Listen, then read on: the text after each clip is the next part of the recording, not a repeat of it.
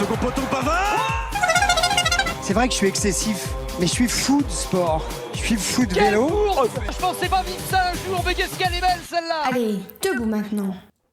Et bonjour, la Formule 1 faisait sa rentrée ce week-end avec le Grand Prix de Bahreïn, une course remportée avec 22 secondes d'avance par Max Verstappen, champion du monde l'an passé, qui s'impose devant son coéquipier de l'écurie Red Bull, Sergio Pérez, puis suivent les deux Ferrari. Un doublé qui lance bien la saison, une course qui a été plus compliquée pour l'écurie française Alpine. Le prochain Grand Prix sera dès le week-end qui vient, en Arabie Saoudite. Au niveau du foot maintenant, il y avait aussi le championnat de Ligue 1, un très beau programme qui n'a pas déçu, avec en ouverture le match Monaco-Paris, qui pour le score s'est conclu par un 0-0, mais a surtout été marqué par la sortie de Mbappé à la mi-temps. Marseille continue son très beau retour sous Jean-Louis Gasset, en gagnant 5-1 à Clermont, alors que Rennes, Nantes et Nice ont perdu. Pour conclure cette 24e journée, Lyon s'est fait stopper net dans sa remontée au classement en perdant 3-0 face à Lens. L'affiche de la prochaine journée opposera samedi les deux surprenantes équipes de Lens et Brest. À Los Angeles, il y avait du rugby à 7.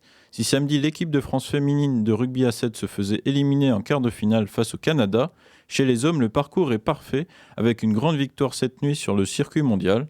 Une première depuis 2005, rendez-vous compte, j'étais à peine né. Pour atteindre cette victoire historique, le collectif qui ne cesse de s'améliorer depuis plusieurs années a récemment intégré le meilleur joueur du monde de rugby à 15, Antoine Dupont. Le Toulousain travaille depuis plusieurs semaines avec cette équipe à 7 dans l'optique des Jeux Olympiques car il n'y aura pas de compétition à 15. Si au départ vous vous dites que malgré tout ça reste du rugby, eh bien il y a quand même une grosse différence sur le terrain, les efforts ne sont pas les mêmes pour les joueurs. En tout cas, cette équipe de France gagne en confiance à l'approche des Jeux Olympiques. Autre discipline qui se prépare aux Jeux Olympiques, l'athlétisme. À Glasgow ont lieu en ce moment les mondiaux indoor, comprenez en salle. Pour ces mondiaux du côté français, peu de victoires à se mettre sous la dent, si ce n'est en 60 mètres haies avec juste Kwaou Maté qui obtient le bronze et chez les femmes, Sirena Samba Mayela qui a décroché l'argent, elle s'offre au passage le record de France. D'ailleurs aujourd'hui à partir de 10h, la billetterie des Jeux Olympiques remet en vente des places pour l'athlétisme. Enfin, un local, cette semaine, il y a de grands événements sportifs à Poitiers. En tennis, après le tournoi de préqualification de la semaine dernière, aujourd'hui a lieu le tirage au sort des matchs de l'Open masculin 86. Ce tournoi international se déroulera tout au long de la semaine.